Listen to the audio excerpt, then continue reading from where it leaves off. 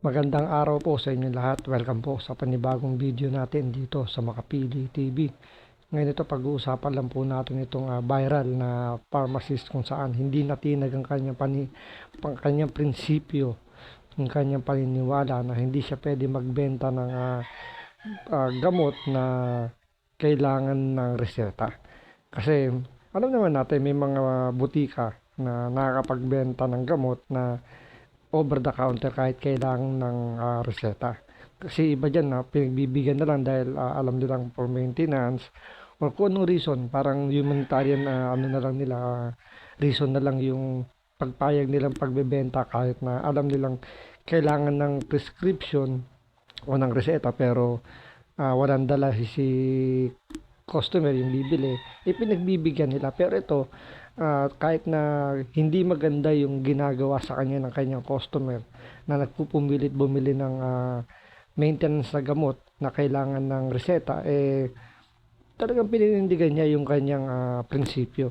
At dito makikita nyo rin kung ano yung kapangyarihan ngayon ng cellphone natin, yung pagbibideo. So, pwede natin gamitin sa magandang bagay yung pagbibideo ng cellphone. Pwede rin magamit sa kabaligtaran. So, sa pambubuli, sa pananakot. So, doon po lumalabas yung judgment natin kung paano natin gagamitin sa tama yung paggamit ng video ng cellphone natin. So, ito, bago natin simulan yung topic na yan, maglalambing lang po ako ng konti. Kung hindi ka pa nakasubscribe sa channel ng Makapili TV, baka pwede nang pakipindot yung subscribe button. At the same time, palike na rin po ng video. Wala namang pong bayad dyan, kaya pindot na. So ito, panoorin at tingnan natin kung ano yung naging sitwasyon, kung bakit hindi siya pinagbilhan at ano yung naging resulta nito. So panoorin po natin. Pinagtanggol ng grupo ng mga pharmacists sa Cebu ang kapwa nilang pharmacist na nag-viral matapos tumaging benta ng gamot ang isang customer na walang dalang reseta. Nasa frontline balitang yan si John Roa. No, this is not an antibiotic. Harap-harapang kinukuhanan ng video ng isang netizen ang isang pharmacist na ito sa Cebu. Ang customer na nagbi-video, kinu-question ang lalaking pharmacist kung bakit ayaw silang pagbentahan ng pang-maintenance na gamot na may label na RX. Nagpaliwanag naman ang pharmacist. RX means prescription. So I need a prescription for that. So you have no RX? If no RX, then it means OTC. Over the counter. Ilang ulit na ipinonto ng pharmacist Mukhang may aral naman yung gustong bumili ng gamot na kailangan ng reseta. Kasi pa-English pa. So, i-assume natin na may aral to. Kasi, siyempre, di ba, hindi ka naman makakapag-English ng ganyan kung hindi ka nakapag-aral. So, basic naman yung yung sitwasyon na hindi ka pwedeng bumili pag sinabi ng pharmacist na kailangan ng prescription o ng reseta, hindi ka makakabili ng gamot na kailangan mo. So, kailangan mo i-provide yung reseta. Pero dito, parang tinuruan pa o sinabi pa nga ng pharmacist na yung RX means ano po yan, kailangan ng reseta. So, pag OTC, ito yung over the counter. So, mostly yung OTC ay yung mga paracetamol, yung mga antibiotic, yun yung kailangan ng prescription ng reseta. Pero sa case yata nito, for maintenance yata yung kailangan niyang bilhin. So, may mga may mga for maintenance na kailangan talaga ng reseta. So, kasi depende na sa dosage ng pang-maintenance. Meron naman mga for maintenance na nahihingi lang sa barangay na nakakabili sa butika ng hindi kailangan ng prescription. So, ito, i-assume natin baka mas mataas na dosage nung maintenance niyo kailangan niyang bilhin or isa tong branded. So, kailangan ng reseta. So, ito, kinukuhanan po ng customer yung pharmacist habang siya nagpapaliwanag na hindi niya pwedeng ibenta kasi nga naka-RX. So, kailangan po ng reseta yung binibili nilang gamot. na kailangan ng resita mula sa doktor para makabili ng naturang gamot pero ayaw pa rin maniwala ng dalawang customer. My license is already there. Sadyang makulit ang mga customer at ayaw tigilan ng pharmacist. Just Google what's the meaning of RX. Uy, ano ba? Patul So, yun, tinuruan pa siya ng pharmacist na kailangan nilang i-google Kung ayaw nila maniwala, pwede nila i-google kung ano ibig sabihin ng RX para mas maintindihan nila kasi ayaw paniwalaan siya base nga sa balita. Ayaw siyang paniwalaan nitong customer. Siguro, naka-experience siya before na makabili ng gamot na kailangan niya nang hindi siya hinanapan ng reseta. Kasi, real talk naman talaga. May mga butika na nagbebenta ng kahit sabihin natin kailangan ng reseta, binibentahan pa rin nila. Kasi kailangan nilang siyempre, income pa rin naman yon. So, hindi na nila parang dinidisregard na lang nila yung reseta. So, dito, despite na kinukuha na siya ng video itong customer, siyempre, yan, parang ano na to, parang pananakot na to. Kasi, alam niya, pwede siyang i-post online sa social media yung pagbibideo sa kanya dahil nga ayaw niya pagbilan ng gamot dahil nga walang dalang reseta. So, alam niya na pwede siya ma-post sa social media. Pero, hindi siya nagpatakot kahit na kinukuha na siyang video. Pero, dapat nga to, kinuhanan din niya ng video itong customer na to para, di ba, at least meron din siyang meron din siyang ebidensya. Pero, yun nga, tingin ko naman yung tindahan nila ng gamot mayroon tong CCTV kaya siguro hindi niya na kinuhanan ng video. Pero yun nga, discretion na lang din naman niya kung pwede siyang humingi ng kopya ng video through sa sa tindahan nila para at least may pang-counter siya.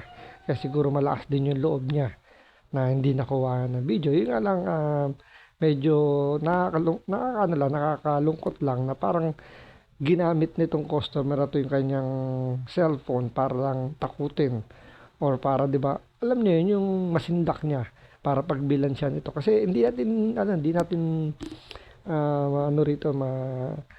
mag-get. Baka for content lang yung ginagawa ng babae na sinusubukan niya kung makakabili siya ng gamot na kailangan ng reseta na hindi niya ipipresent. So, baka experiment niya lang to. Yung nga lang, mukhang magbabackfire sa kanya to. Kasi, di ba, pinost niya sa online, so akala niya mas kakampihan siya na nakararami. Pero, ang nangyari, siya yung nabati ko, siya yung nabash dito. So, tuloy natin to. Sa pagkuha ng video ang babaeng customer kaya nanghingi na rin ng tulong sa kanyang kasamahan ng pharmacist. Nanindigan silang bawal magbenta ng RX na gamot kung walang resita ng doktor. Bigay mo kasi So, buti ito, di ba, nanindigan sila. Kasi alam nila na kung ano yung tama.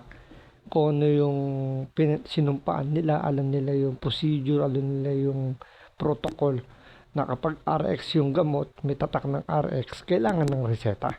So, maganda yung ginawa nila rito, kaya marami yung mas pumuri kaysa yung i-bash sila rito dahil siyempre, naintindihan nila kung ano yung trabaho nitong mga pharmacist na to na hindi naintindihan nitong customer na akala mo siguro or pakiramdam nila na ayaw lang silang pagbilhan nitong gamot na to.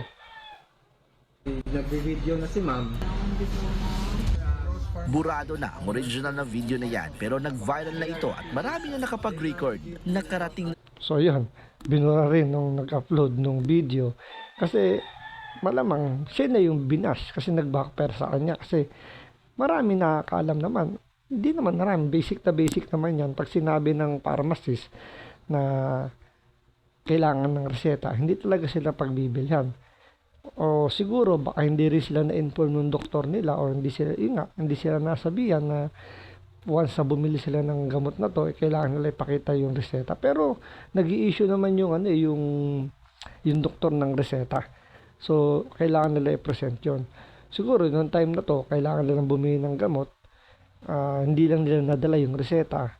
Or, nakabili na sila before nang hindi nila pinipresent yung reseta. Kaya malakas yung loob nilang bumili ng gamot na yan. Yung nga lang, nagkataon, yung nabilihan nila is mataas yung standard. And sumusunod siya sa procedure na kapag RX, may tatak na RX sa gamot, hindi sila pwedeng pagbilang pag walang reseta. So, anong nangyari, parang nag-backfire to sa customer, sila yung nabash ngayon, kaya binura nila yung video na in-upload nila. Swerte na lang, hindi nag-upload to ng video itong pharmacist na to, hindi na-expose yung mukha nila. Yung nga lang, yung mukha lang nung pharmacist yung na-expose. So hindi naman siya nabas. Mostly ang nakuha puro praise, puro paghanga dahil sa paninindigan niya. At pati yung organization ng mga pharmacy sa Cebu pinuri siya. So tuloy lang natin to. Rin ito sa Cebu Pharmacists Association Incorporated. Giit nila standard sa buong mundo na dapat may resita ng physician, dentista o So yun naman pala, standard naman pala sa buong mundo na kailangan talaga ng reseta once na bibili ka ng gamot, and yung gamot na bibilin mo may nakatatak na RX. So yun yung pala yung nun. So dapat alam nila yon kasi mukha namang may aral yung mga bumibili dahil nga pa-English pa. Kasi kung hindi ka naman nakapag-aral or kulang ka sa kaalaman, hindi ka naman siguro mag-English. So, at siguro naman matagal na sila bumibili ng gamot. So, alam na nila yan na kailangan nila ng reseta kapag bibili sila ng gamot.